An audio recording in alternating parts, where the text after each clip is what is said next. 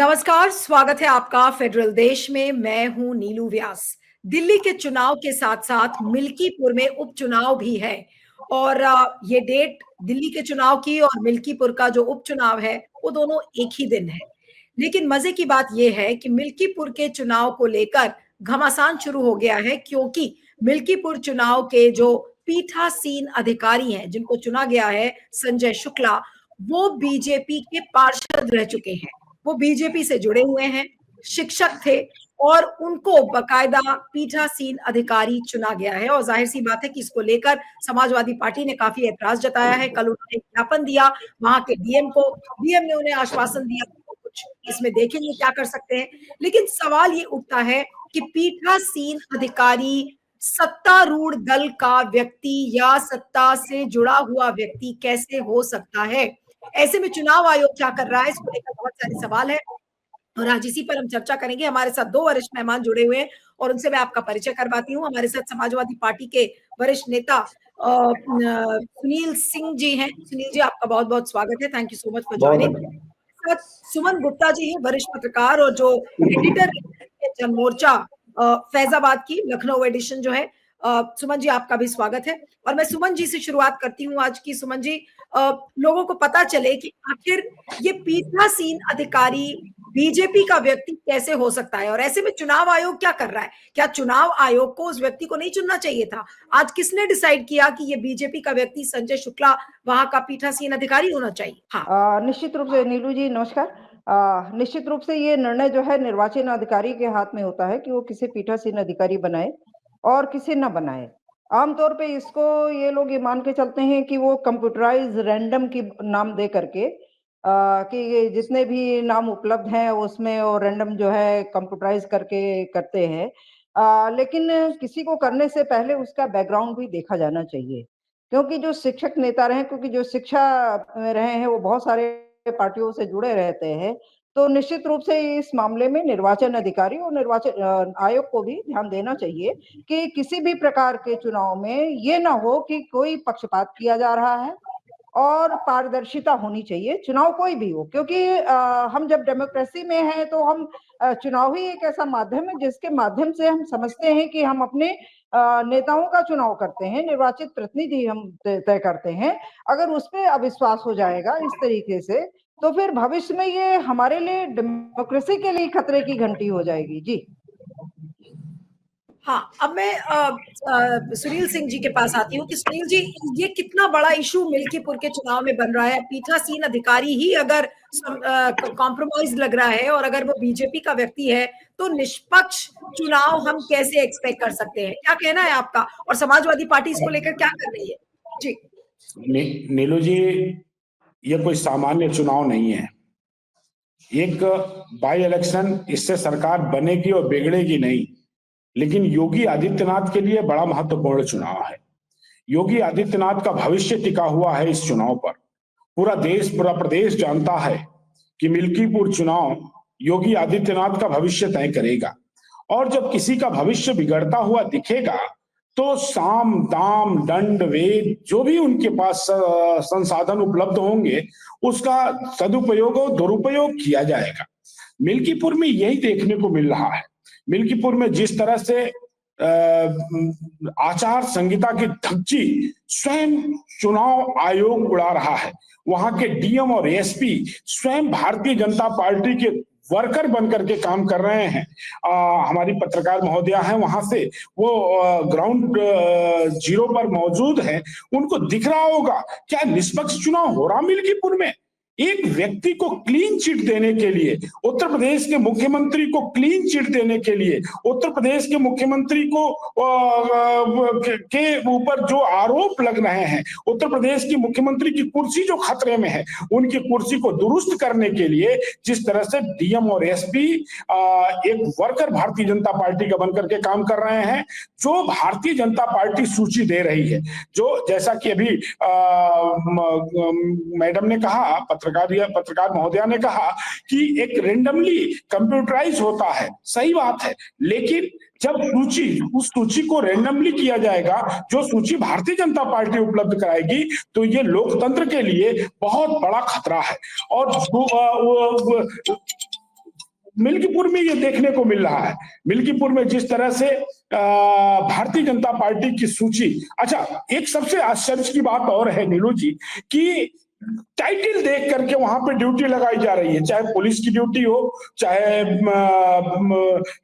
पीठासीन अधिकारी की ड्यूटी हो, चाहे सेक्टर मजिस्ट्रेट की ड्यूटी हो, वो टाइटल देख करके अगर वो उसका नाम कहीं बैकवर्ड कास्ट से आ रहा है, उसका वो अगर दलित समाज से आ रहा है, अगर अधिकारी और कर्मचारी वो अगर कहीं माइनॉरिटी से अधिकारी और कर्मचारी आ रहा है, तो उसको चुनावी प्रक्रिया से दूर रखा जा रहा है। ये इस देश के लिए बहुत खतरनाक संदेश है, लोकतंत्र के लिए बहुत खतरनाक संदेश है। और भारतीय जनता पार्टी जिस तरह से और इससे पहले के बाई इलेक्शन को इन्होंने जनादेश को लूटने का काम किया है, और इस बार पुनः मिल्कीपुर में भी वो जनादेश लूटने का प्रयास कर रहे हैं। ये बहुत खराब संदेश, ये बहुत खराब परंपरा की शुरुआत उत्तर प्रदेश में हो रही है, और ये लोकतंत्र के लिए ठीक नहीं है।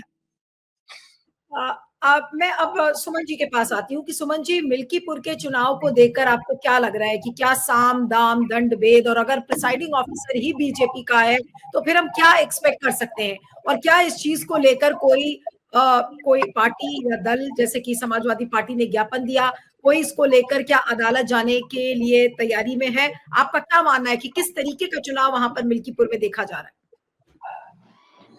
जी नीलू जी, ऐसा है, जो मिल्कीपुर का चुनाव है ये वास्तव में जैसा कि सत्तारूढ़ दल और भारतीय जनता पार्टी ये कह रही है कि ये जो है अयोध्या का बदला है। अयोध्या का बदला मीन्स जो फैजाबाद की लोकसभा सीट है, उस सीट पर जो 2024 का लोकसभा चुनाव हुआ जिसमें भारतीय जनता पार्टी की हार हुई, जबकि चुनाव के पहले यहाँ पे जो राम मंदिर का इशू है वो एक बहुत बड़ा इशू जो भारतीय जनता पार्टी और उसके मातृ संगठन के माध्यम से बहुत साल पहले यहाँ शुरू किया गया था एक आंदोलन के रूप में। और जब ये मंदिर बनना शुरू हुआ और उसका सुप्रीम कोर्ट के ऑर्डर के बाद जो ट्रस्ट के माध्यम से बनाया जाने लगा और उसका उद्घाटन जब 22 जनवरी को हुआ तो 2024 में, तो ये माना जाने लगा कि ये जो है एक चुनावी मुहिम का एक हिस्सा है, क्योंकि मंदिर पूरी तौर पे बना नहीं था और सिर्फ गर्भगृह में जो है रामलला की एक नई मूर्ति जिसे बालक राम कहा गया, उनकी मूर्ति विराजमान हुई। और ये बहुत बड़ा इवेंट हुआ जिसमें बहुत सारे लोग आए और प्रधानमंत्री स्वयं इस कार्यक्रम में थे। तो अब ये जो उसके बाद जो चुनाव हुआ, उस चुनाव में समाजवादी पार्टी के अवधेश प्रसाद जो चुनाव जीते, वो बेसिकली वो मिल्कीपुर विधानसभा के विधायक थे। जब वो मिल्कीपुर विधानसभा के विधायक थे और अब उसी पर उनके इस्तीफे के कारण वहां से, क्योंकि वो सांसद बन गए, तो अब वहां पे चुनाव हो रहा है। जो पहले जो 9-10 चुनाव होने थे वो नहीं हुए। एक मिल्कीपुर का कोई हाईकोर्ट में इशू, जो यहाँ पूर्व उनके भारतीय जनता पार्टी के नेता थे और जो चुनाव लड़े थे, उन्होंने हाईकोर्ट में कोई याचिका दायर कर रखी थी, जिसके वजह से 9 सीटों के तो चुनाव हो गए, 10 उपचुनाव होने थे उत्तर प्रदेश में, और सिर्फ यही एक जो है चुनाव था जो मिल्कीपुर का चुनाव रह गया था। अब ये चुनाव एकमात्र उपचुनाव है उत्तर प्रदेश का, और सबसे बड़ी बात है कि इसमें भारतीय जनता पार्टी जो फैजाबाद की लोकसभा सीट से हार चुकी है, वो इस हार को यहाँ की अवधेश प्रसाद की जो सीट है और उनके जो बेटे हैं अजीत प्रसाद, वो उनके उम्मीदवार हैं समाजवादी पार्टी को, तो उसको हार को का बदला लेने के लिए ये चुनाव की जीतने की बात कर रही है कि हर दृष्टि से इस चुनाव को हमें जीतना है, क्योंकि जो उस लेकिन सुमन जी, क्या इस चुनाव को अयोध्या का बदला के रूप में बीजेपी देख रही है कि अयोध्या का बदला हमें मिल्कीपुर से निकालना?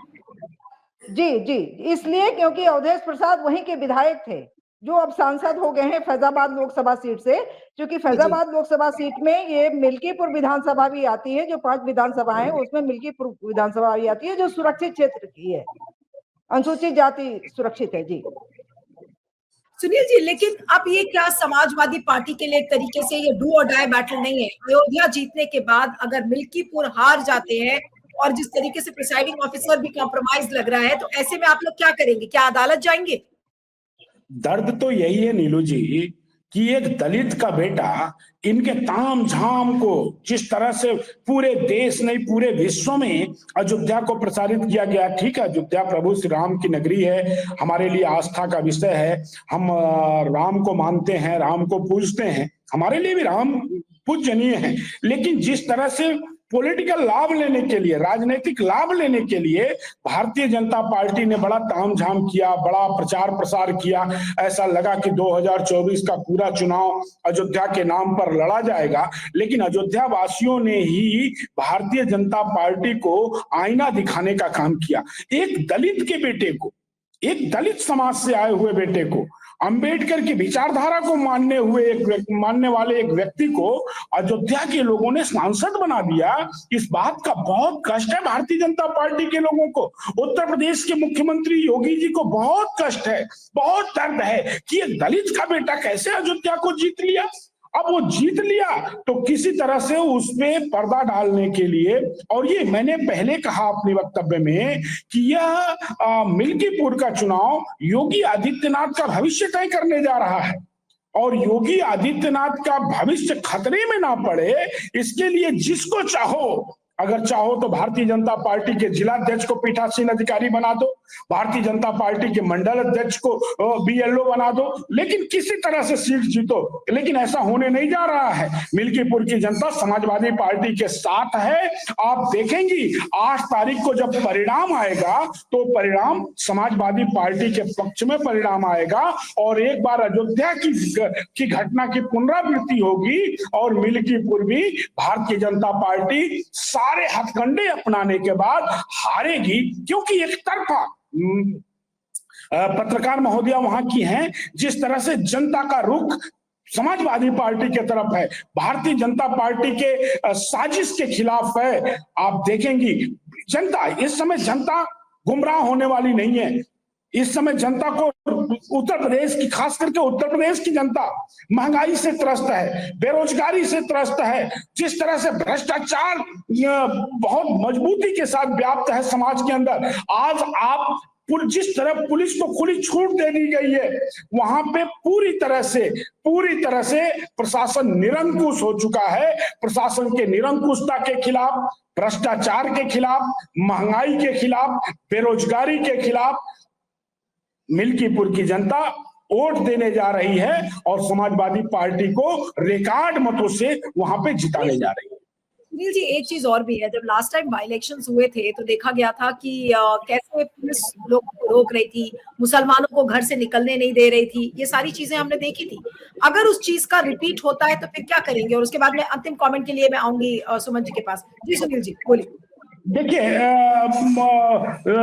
और जगह के चुनाव और मिल्कीपुर के चुनाव में बहुत अंतर है। चूंकि यहाँ पे माइनॉरिटी की संख्या कम है, हमारे विचारधारा के मतदाताओं की संख्या बहुत ज्यादा है। यहाँ पे वो समझ नहीं पाएंगे, क्योंकि मिक्स आबादी से हमारा वोट निकलेगा। सभी समाज के लोग हमें वोट देने जा रहे हैं। वहां पे किसको रोकेंगे? कहीं अपने ही वोटरों को ना रोक दे वो। इसलिए यहाँ पे वो घटना नहीं हो पाएगी कि वोटरों को रोक पाए। हाँ, जितना उनके साथ हो सकता है बेईमानी करने के लिए, बोकस वोटिंग को वोट डालने के लिए, ये पीठासीन अधिकारी बदल सकते हैं, बीएलओ बदल सकते हैं, हमारे नेताओं को का उत्पीड़न कर सकते हैं, लेकिन वोट में कोई परिवर्तन ये नहीं कर पाएंगे और रिजल्ट समाजवादी पार्टी के पक्ष में होगा। ठीक है, अब मैं सुमन जी के पास अंतिम कमेंट के लिए आऊंगी कि क्या लग रहा है मिल्कीपुर के चुनाव को देखकर, मैम अंत में क्या कहेंगी? जी, ऐसा है कि लड़ाई तो बहुत कांटे की है, और एक तरफ सरकार लड़ रही है और सरकार के साथ पार्टी लड़ रही है, दूसरी तरफ विपक्षी दल लड़ रहा है, और मुख्य रूप से जो लड़ाई है वो समाजवादी पार्टी और भारतीय जनता पार्टी के बीच में ही है। यद्यपि यहाँ पे बहुजन समाज पार्टी, जिसने जब चुनाव होने वाले थे तो अपना कैंडिडेट खड़ा किया था, लेकिन जब वो चुनाव नहीं हुए और अब मिल्कीपुर के चुनाव अब हो रहे हैं, तो उन्होंने चूंकि ये तय किया कि हम उपचुनाव नहीं लड़ेंगे, तो इसलिए अब यहाँ पे बहुजन समाज पार्टी का कोई उम्मीदवार नहीं है। कांग्रेस चूंकि गठबंधन में है तो इसलिए उनका भी कोई उम्मीदवार नहीं है, और जो आजाद पार्टी है, जिसके एकमात्र चंद्रशेखर रावण हैं सांसद, उनकी पार्टी का एक जो है व्यक्ति यहाँ पे चुनाव लड़ रहे हैं, जो पहले समाजवादी पार्टी में थे। तो ये वो चुनाव लड़ रहे हैं, लेकिन मुख्य मुकाबला चूंकि या तो हराना है या तो जिताना है। अब इसी में ही तय होना है कि कौन अपने वोट पोलिंग बूथ तक पहुंचा देगा। इस पे ये रिजल्ट डिपेंड करेगा कि कौन जीत रहा है और कौन हार रहा है। और चूंकि समाजवादी पार्टी ने भी इसे, जैसे आपने कहा कि करो या मरो की शक्ल में, इतना मेहनत तो मेरा ख्याल है लोकसभा चुनाव में भी समाजवादी पार्टी के लोगों ने नहीं किया जितना वो इस मिल्कीपुर के उपचुनाव में कर रहे हैं। यद्यपि इस उपचुनाव के रिजल्ट से उत्तर प्रदेश की विधानसभा की नंबर्स में कोई खास फर्क नहीं पड़ने जा रहा है, चाहे वो जीते चाहे कोई हारे। ना तो अगर जीतते हैं तो ना तो विपक्ष में एक नंबर बढ़ जाने से कोई बहुत बड़ी बात होने जा रही है, और ना ही सत्ता पक्ष की जीत पर कोई बहुत बड़ी बात होने जा रही है। तो ये वास्तव में एक प्रतिष्ठा का प्रश्न और हार और जीत का प्रश्न जो अयोध्या से जोड़ करके लिया गया है, इसके वजह से इस चुनाव का महत्व बहुत बढ़ गया। और आज मुख्यमंत्री आए थे अभी थोड़ी देर पहले इस क्षेत्र में चुनाव प्रचार के लिए, तो उन्होंने कहा मिल्कीपुर का संदेश बहुत दूर तक जाएगा। तो आप इससे अंदाजा लगा सकते हैं कि इस उपचुनाव का इस सरकार के लिए कितना महत्व है, उसके राजनेताओं के लिए कितना महत्व है, और विपक्षी दल के नेता के लिए कितना महत्व है। जी, चलिए देखना होगा क्या कुछ होता है मिल्कीपुर के चुनाव में। आप दोनों का बहुत बहुत शुक्रिया, Sunil ji, Suman ji, thank you so much for joining.